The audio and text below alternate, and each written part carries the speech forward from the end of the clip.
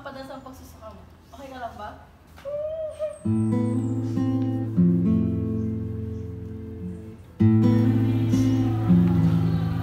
Ano nangyari dito? Pero kailangan paliwanag sa akin. Pa.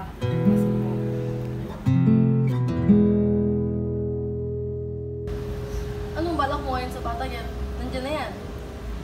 Kung gusto mo palaglag mo yan, hindi ako payag. Papanagutan ka niya.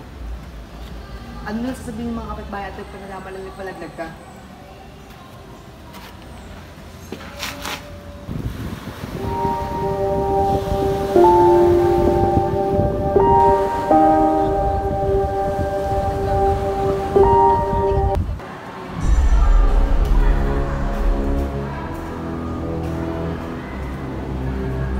O ikaw!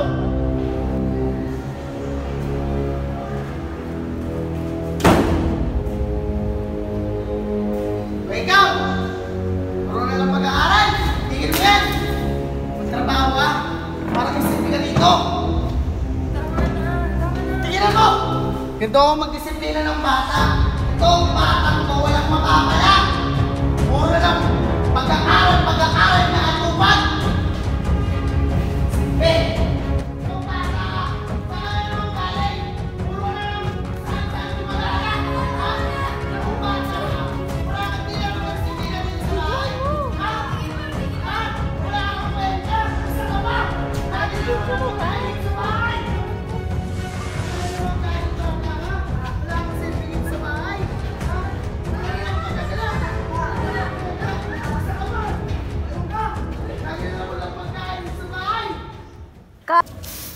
Kuya, Mare, kamusta na? Okay lang. Bakit ba ayaw niyo bang magsumbong? Alam naman namin nahihirapan na kayo ng anak mo. Oo nga. May mga ebidensya kami dito, oh. Yung pambubugtog sa inyo ng asawa mo. Oo, huwag kang mag-alala. Sasamahan ka naman namin na mag-report sa polis. Hindi, okay lang naman ako. Siya, basta pag kailangan mo ng tulong namin, dito lang kami, ha? Sige, salamat. Sige, mag-iingat kayo. Mag-iingat ka. Sige na.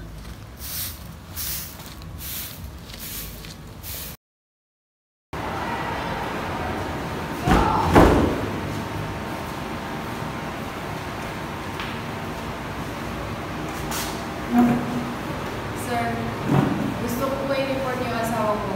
Minamaltrato na po kami kanina. Hindi, ako mag-asawa yan. Kaya may solusyon yan. Ganun po ba?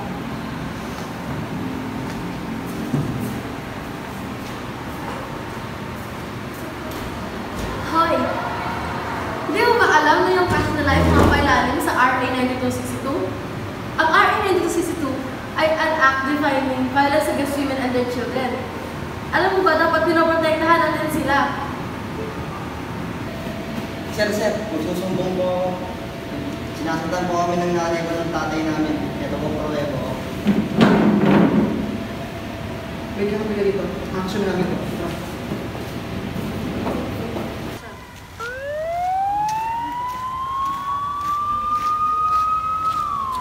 May kasama nila si Aaron. Baka abakan mo sa pamilya nila. Tara, magsamang tayo. Tara, tara. Sir, pupunta pa ba kayo kila Aaron? Oo. May i-report po sana kami.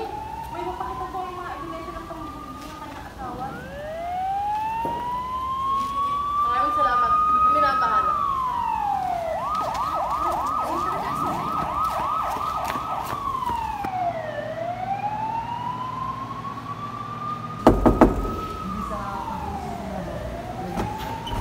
Dito ba na ako si Cyrus? You are under arrest for violating RA 9262. You have the right to remain silent. Anything you say can be used against you. Pagsundo ko ng iwanan. Tulong! Tulong!